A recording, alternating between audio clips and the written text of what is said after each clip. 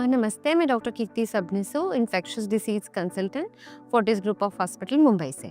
आजकल आप न्यूज़ में बहुत सारी चीज़ें देखते रहेंगे ह्यूमन मेटानिमो वायरस को लेके, जिसमें बहुत सारी चीज़ें जिसमें बताया जाता है कि ये कोविड जैसा होगा या नहीं होगा, हमें कुछ एक्स्ट्रा प्रिकॉशन लेने की ज़रूरत है या नहीं। तो आइए चलते हैं एक-एक करके इसके बारे में हमारी जो भी मिथ्स हैं, वो निकालने की कोशिश करते हैं। तो सबसे पहला है कि ये मेटानिमो वायरस जो है ये नया वायरस नहीं है जैसा कोविड था, ये हमें पहले से ही पता है। दूसरी चीज़ है कि ये ऑब्वियसली जो ट्रांसमिट होता है ये छींकने से या फिर कोई भी बीमार आदमी के सिक्रीशन से, हाथ जहाँ पे वो हाथ लगाएगा वहाँ पे अगर क्लीन नहीं हुआ तो वैसे स्प्रेड होने वाला सर्दी जुकाम का वायरस है। जनरली ये वायरस इन्फेक्शन ज़्यादा करता है बच्चों में लेस देन 14 ईयर्स।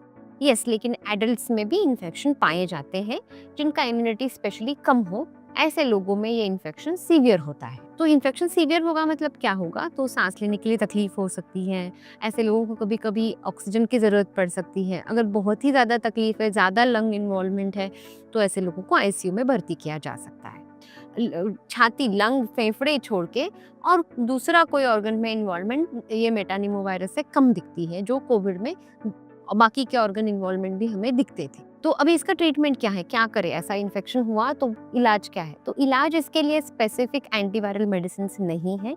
इसको सिम्प्टोमेटिक मेडिसिन के बुखार है तो बुखार का दवाई दो, सांस का तकलीफ है तो ऑक्सीजन दे दो, इन्फेक्शन दूसरा सेकेंडरी कुछ बैक्टीरियल इन्फेक्शन है तो एंटीबायोटिक दे दो, यही ट्रीटमेंट रहता है। तो ओवरऑल अभी का सिचुएशन देख के हमें क्या करना चाहिए, ये सबसे इम्पोर्टेंट क्वेश्चन है।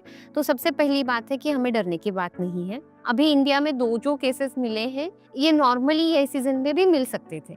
ऐसा नहीं है कि बहुत ज़्यादा कोविड जैसा इंक्रीज केसेस अब तक मिला है। होपफुली हमें पहले से ही सोशल डिस्टेंसिंग, लोगों को सिम्टम्स थोड़ा जल्दी जानने की अभी तक आदत हो गई है, तो ज़्यादा रिपोर्टिंग और आइसोलेशन करके ये आउटब्रेक कंट्रोल में आए।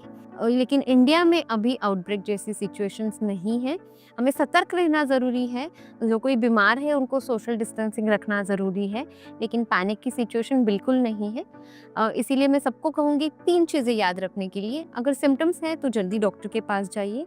अगर आपको इम्यूनिटी कम है तो कोई इम्यूनो सप्रेशन या फिर कोई ट्रांसप्लांट की दवाई चालू है, तो ऐसे लोग अननेसेसरी क्राउडेड लोग एरिया में जाना अवॉइड करें। और तीसरी चीज़ है कि अगर आपको कुछ ऐसा बीमारी है जिसके वजह से आपका इम्यूनिटी कम है, तो मास्क, अगर जाना ही पड़े तो मास्क लगा के जाइए। तो ये छोटी-छोटी नॉर्मल चीज़ें करके भी हम लोग ज़्यादा सीवियर इन्फेक्शन होने से बच सकते हैं। अभी तक ओवरऑल इंडिया में पैनिक की सिचुएशन नहीं है।